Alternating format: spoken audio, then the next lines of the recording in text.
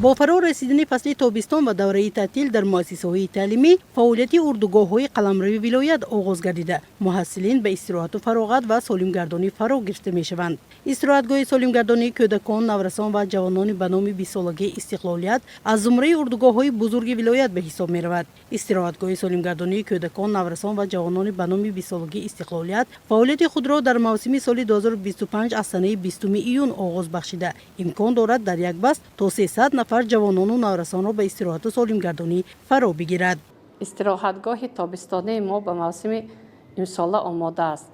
همه بناهای استراحتگاه مطابق طلبات سانیتری تیار کرده شده. بست اول آن از سنه 20 ماه جاری آغاز می گردد. سال جاری نورسان در 5 بست قبول کرده می شوند. این استراحتگاه در مساحت 58 هکتار در موضع خوشبود و هوای دهات دهمای جایگیر بوده. از 6 بنا برای خواب و فراغت، آشخانه، ماموریت، تالارکینا، مجلسگاه، حجره‌های مشق گذرانی، میدانجاهای ورزشی، فوتبال، والیبال و بسکتبال، 3 حوض شناوری عبارت می باشد. امروز استراحتگاه مذکور به قبول استراحت کنندگان آماده بوده. فعالیت آن تا سنه 24 آگوست سال 2025 پیش بینی گردیده است. یعنی در 5 بست خوانندگان امسال امکان دارند در این موضع استراحت کنند.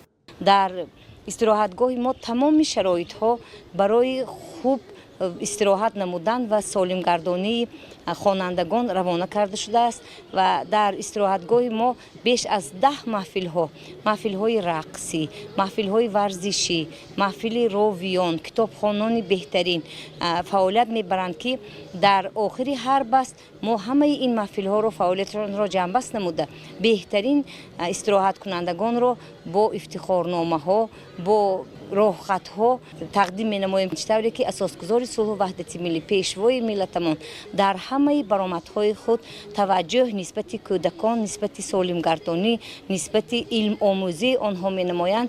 در اینجا بغیر از محفل ها با ما آزمون های ذکاوت سنج، آزمون های فنی را نیز میگذرانیم. آمادگی همه جهته به موسم نوی استراحت گروی تامین فراغتی مکتبیان محسوب می‌یابد. سال جاری فعالیت استراحتگاه‌های بیرون از شهری چشمه ناحیه دوشتیج، شاهین شهر گلستان، گگارین شهر اسپره، پرستوی شهر کنیبودم، استراحتگاهی به نام 20 سالگی استقلالیت ناحیه جبور رسولف، بابادرخان ناحیه اشت، سیاوش ناحیه مسجد، چیلارچه شهر پنجکن و چشمه ناحیه ظفرآباد در ولایت سوخت در نظر داشته شده است. طور معلوم گردید در استراحتگاه‌های بیرون از شهری کارهای آبادانی، ساختمانی، تعمیر و برقرار کنی بنا، میدانچه‌های ورزشی، حوض‌های شناوری، تجهیزاندن آنها به راه مانده شده. در برخی آنها کار ادامه دارد. باید قید نمود که در سال 2024 به استراحتگاه‌های بیرون از شهری و نزد مکتبی 70871 نفر خواننده به استراحت و فراغت جلب گردیدند. سال جاری باشد از این مقدار باز نزدیک 5000 نفر زیادتر خواننده به استراحت و فراغت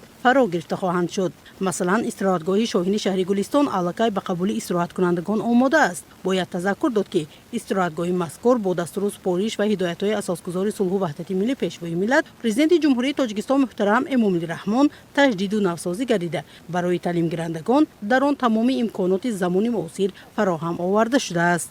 این همه تدبیرها برای خوش و خاطرمان سپری نمودنی دوره تعطیل برای خوانندگان مؤسسه‌های تعلیمی به شمار می رود. مثلا محیدالله زاده، سیدالله ارسلانوف، شاعر مبین زاده، اخبار.